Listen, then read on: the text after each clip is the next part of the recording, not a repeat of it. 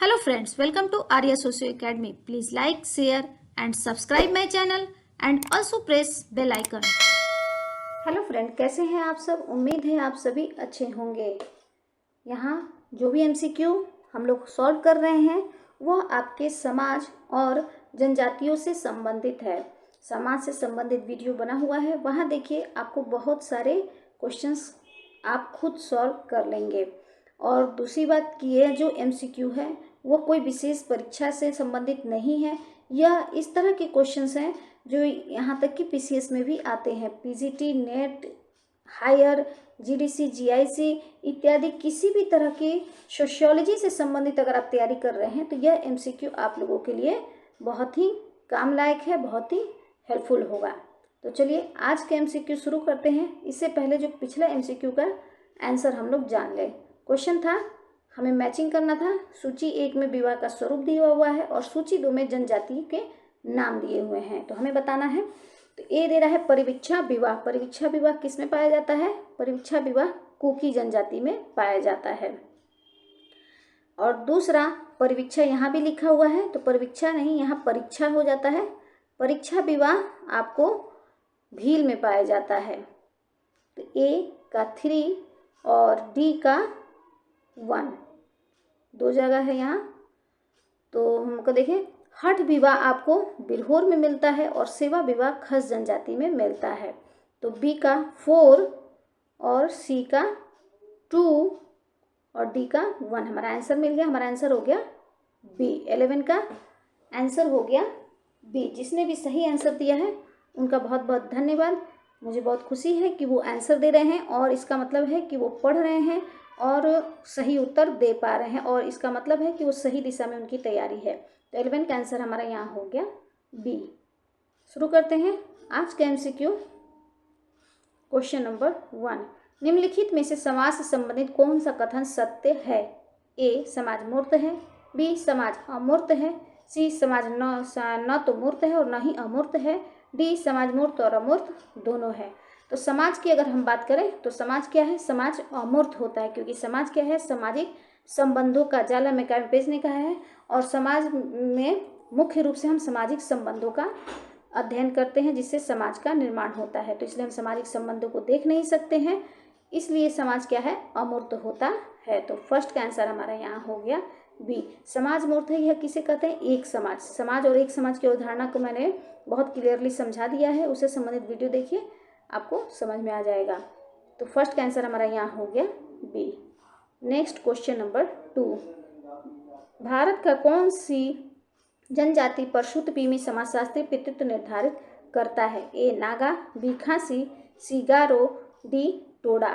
तो परशुतभूमि संस्कार जो है या टोडा जनजाति में पाया जाता है। पितृत्व निर्धारण के लिए कि बच्चे का पिता कौन होगा, जो भी पुरुष स्त्री को तीर और धनुष ला के देता है तो वो बच्चे का सामाजिक पिता घोषित किया जाता है। ऐसा प्रथा टोडा जनजाति में पाया जाता है। तो 2 का आंसर हमारा यहाँ हो जाता है D. Next question number 3, Bhil जनजाति पाई जाती है?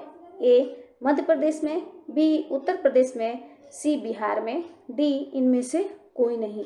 तो भील जनजाति क्या है? मुख्य रूप से राजस्थान में पाई जाती है। तो हमारा आंसर यहाँ हो जाएगा 3 का डी, इनमें से कोई नहीं।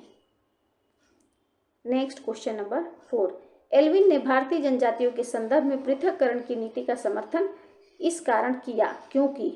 एल्विन महोदय ने जनजातियों से संबंधित क्या पृथक्करण की नीति का समर्थन करते हैं। क्यों करते हैं यह हमें बताना है। ए संपर्क से हमारी संस्कृति कमजोर हो जाएगी, बी संपर्क से वे प्रभावशाली समूह बन जाएंगे, सी संपर्क से आदिम संस्कृति का विघटन हुआ है, डी आदिम संस्कृति आधुनिक से श्रेष्ठ है। पिछले एमसीक्यू में इसी क्वेश्चन को दूसरे तरह से घुमा के पूछा हुआ था, तो इसका आंसर बहुत इजीली आप सब देख सकते हैं। वो क्या कहते हैं? पृथक्करण का क्या कहते हैं कि क्या है, एक राष्ट्रीय उपवन का निर्माण करना चाहिए जिसमें जो जनजातीय हैं इनसे कोई बाहरी संपर्क न हो सके और वो पृथक अपनी संस्कृति को बचाए रखे। तो क्या होता है? संपर्क से आदिम संस्कृति का विघटन होता है, विघटन हुआ भी है, इसलिए वो कहते हैं कि पृथक्करण की नीति का समर्थन करते हैं। तो 4 का आंसर हमारा यहाँ हो जाता है सी। नेक्स्ट क्वेश्चन नंबर 5, गिरिजन का प्रयोग होता है ए पिछड़ी जाति के लिए, बी अनुसूचित जनजाति के लिए, सी अनुसूचित जाति के लिए, डी ईसाई रूपांतरित के लिए।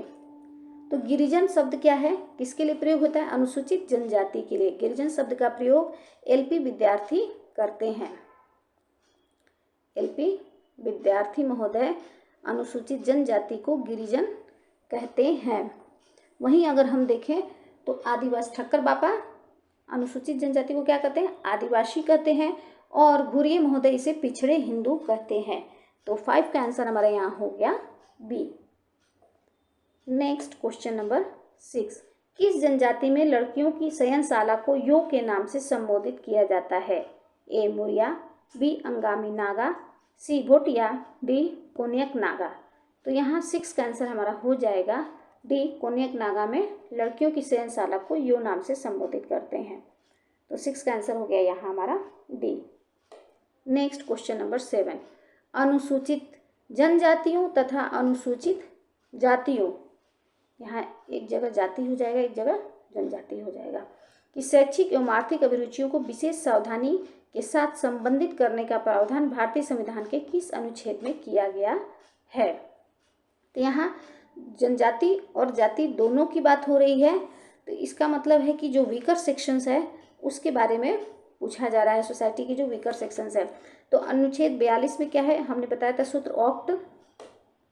तो यहाँ संविधान में अनुबंधित करने के से संबंधित है, एसटी से, टी यहाँ है 42, 40, 41, 42, तो यहाँ एसटी से संबंधित है, तो ये नहीं होगा सिर्फ।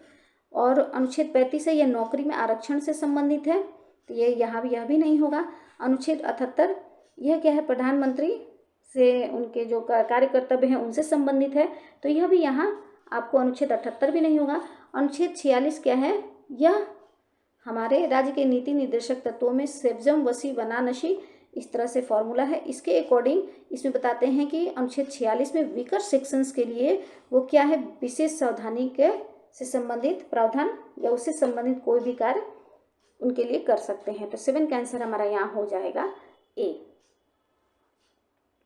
नेक्स्ट क्वेश्चन नंबर 8, भारतीय संविधान के निम्नलिखित में से किस अनुच्छेद में यह प्रावधान किया गया है कि सरकारी नौकरियों में नियुक्ति करते समय अनुसूचित जातियों एवं जनजातियों का विशेष ध्यान रखा जाएगा। अभी मैंने पिछले क्वेश्चन में इसका आंसर मैं दे चुकी हूँ। तो ऑप्शन ए है अनुच्छेद 332, ऑप्शन बी अनुच्छेद 331, ऑप्शन सी अनुच्छेद 335, ऑप्शन डी अनुच्छेद 330। बहुत इजी। तो 8 का आंसर हमारा यहाँ हो जाता है सी। अगर हम देखें ऑप्शन डी अनुच्छेद 330, तो यह 30 क्या है, लोकसभा में आरक्षण की बात करता है।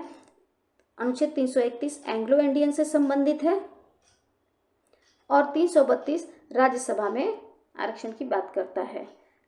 तो यहाँ हमें नियुक्ति की बात हो रही है नौकरी में, तो नौकरी में आरक्षण की बात अनुच्छेद 335 में होती है। तो 8 का आंसर हमारा यहाँ हो जाता है सी। नेक्स्ट क्वेश्चन नंबर 9, किसने कहा समाज के बिना पुरुष या तो पशु है या ईश्वर। अगर समाज में कोई मनुष्य नहीं रहता है तो वो या तो जानवर है या वो भगवान है। इस तरह की बात किसने की है, ए हीगल, बी हॉब्स, सी प्लेटो, डी अरस्तु। तो 9 का आंसर हमारा यहाँ हो जाएगा ए, हीगल महोदय इस तरह की बात करते हैं कि व्यक्ति अगर समाज में नहीं रहता है तो या तो वो जानवर है या वो भगवान है। तो 9 का आंसर हो गया यहाँ हमारा ए।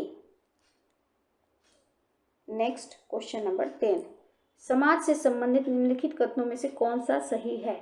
ए समाज में केवल समानता है, बी समाज में केवल विविधता है, सी समाज में न तो समानता है और न ही विविधता है, डी समाज में विविधता एवं समानता दोनों है। तो समाज में क्या है, समानता और विविधता दोनों है। मैकइवर एंड पेज ने समाज की विशेषता के बहुत डिटेल से इसको बताया हुआ है, इससे संबंधित वीडियो बना हुआ है, देखिए आपको समझ में आ जाएगा। समाज में क्या है, विविधता भी है और समानता भी पाई जाती है। समाज में सहयोग भी होता है, समाज में संघर्ष भी होता है। तो 10 का आंसर हमारा यहाँ हो जाता है डी। नेक्स्ट क्वेश्चन नंबर 11, निम्नलिखित जनजातियों में से कौन सी उत्तरांचल में निवास करती है। ए बिरहोर, बी भील, सी टोडा, डी राजी। इसका आंसर आप लोग देंगे अगर जो MCQs लगातार देखते रहे होंगे तो इसके आंसर तो बहुत इजीली वो दे सकते हैं, क्योंकि सारी जनजातियों से संबंधित लगभग क्वेश्चन बने हुए हैं। तो आई थिंक आज का जो MCQ आप लोग के लिए हेल्पफुल रहा होगा। थैंक यू, धन्यवाद।